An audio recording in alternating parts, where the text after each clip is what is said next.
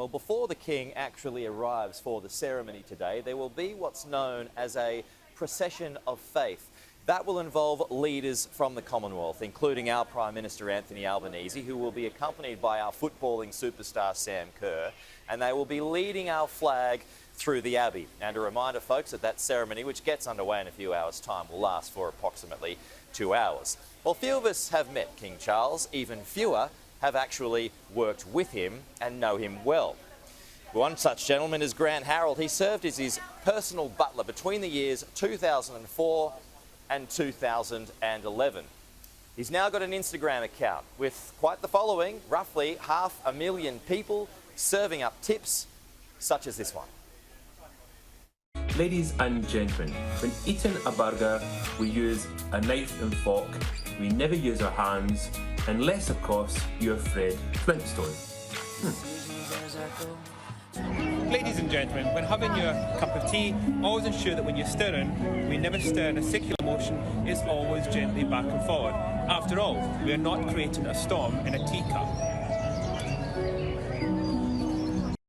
So there you go, give him a follow, folks. Grant Harrell joins us live now. Grant, good to see you. Thanks for your company this morning. So how are you feeling on a day like today? Good morning. I suppose it's mixed emotions, isn't it? I think, part of me obviously excited. I can't imagine how nervous I think they'll both be because the eyes of the world are upon them. But then there's also the sadness because in the last few days, obviously, I've been looking at clips of the late Queen's coronation. Still quite hard to believe that she sadly is no longer here.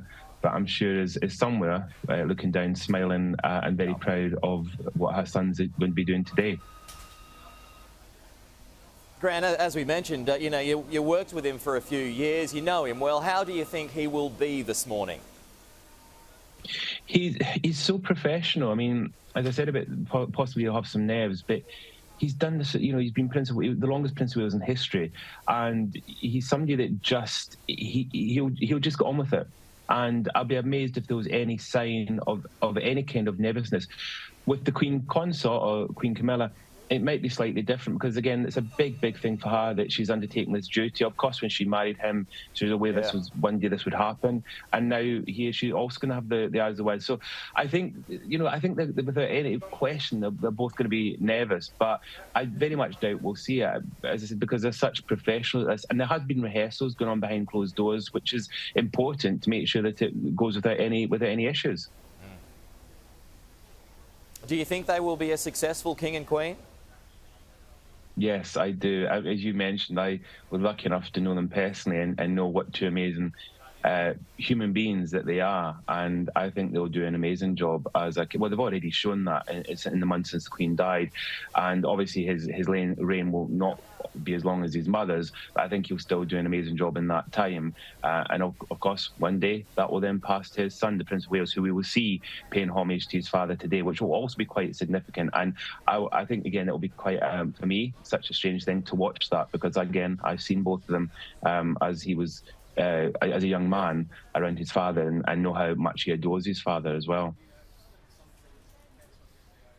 Obviously, it's a serious day for him, even though it's a cause for celebration today. How will he be breaking up those nerves? I mean, how will he use his own brand of humour to ease those nerves today? Do you know, I think, as you mentioned, I've witnessed that humour part of him, and he's got a great sense of humour, and his routine will be the same as every other day. I could almost guarantee it. Like all of us, waking up in the morning, having breakfast. Who knows, possibly watching the news. We'd like to think it's Sky News Australia, but who knows? I'm sure he'll be watching some footage, or I can guarantee the household will. They'll certainly be watching footage.